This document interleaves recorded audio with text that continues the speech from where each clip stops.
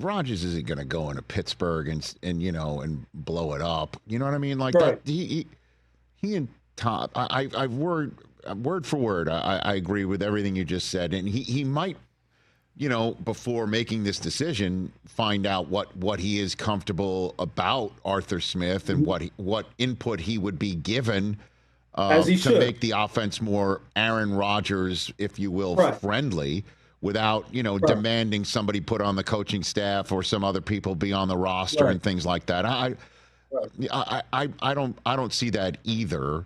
That said, he's still keeping them waiting.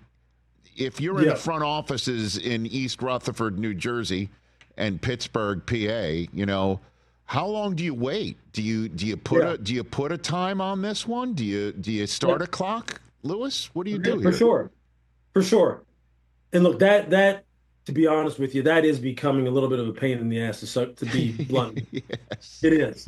You do get tired of that kind of thing because you can't just sit there and go and sit there and just be going like, well, let's just see, is Aaron going to call us today? No, not today. You do have to build your team. And obviously Pittsburgh goes ahead and they re-signed Mason Rudolph and they bring him back into the fold, which, Mason understands that culture. It's perfect. It's perfect. They know exactly what they're getting. So now at least they have somebody on the roster. All right. And if you're the Giants, yeah, I mean, you're sitting there going, okay, so what do we want to do here? Do we want Drew Lock? Do we want to run that back? Do we want to move up? Do we want to see if Cleveland's not going to draft do we see if we can move up to 2?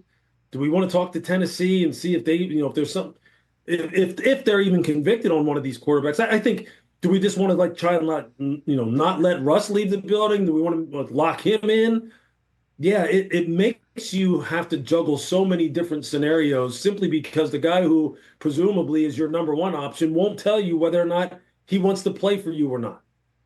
And I think at some point you have to make the move so you as a front office can continue to formulate your plan for the next 6 to 8 weeks. You obviously don't want to go into the draft with this lingering over you. You just don't. So, yeah, that becomes annoying. I mean, hell, we just did 3 straight days of coverage on ESPN. And we started off saying what? Yeah. What did we say every day? Well, what's Aaron doing today? We have to try and find a way to kind of spin it a different way. I know, and our job is, to obviously talk about it. But if your job is to build a roster and other options that you'd be comfortable with start drying up, you know what I mean? And the demand right now, the demand really does outstrip there's chairs for everyone, so to speak, as Adam was saying this past week. But it's like, yeah, but there's levels to the people who you could put in those chairs. I can see what these teams are trying to do. I can see what they want. Yeah. And it's like, man, what if we don't get option 1? Now what? Yeah. Now what are we going to do? I'm wondering, whose job it would be in the Giants front office, if they're waiting on a call from Rodgers to show John Mara the photograph of Rodgers on the beach in Malibu, just pondering existence. I don't know what he's doing. You know what I mean?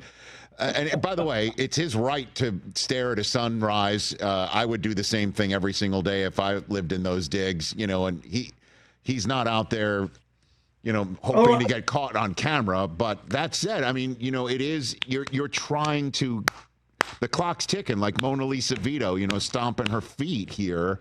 Rich, is that a real picture? Is that real? Yeah. I didn't know. I saw that picture. I didn't know if it was something from before or what. No, yeah. I mean, that's recently, huh? Apparently. Yeah. I don't know. If I'm John, I'm just like, man, look. Okay. So last year I had this whole fiasco with me standing in the room as Joe Shane is just basically blowing me off as I'm sitting there pleading with my GM to not let my favorite player go.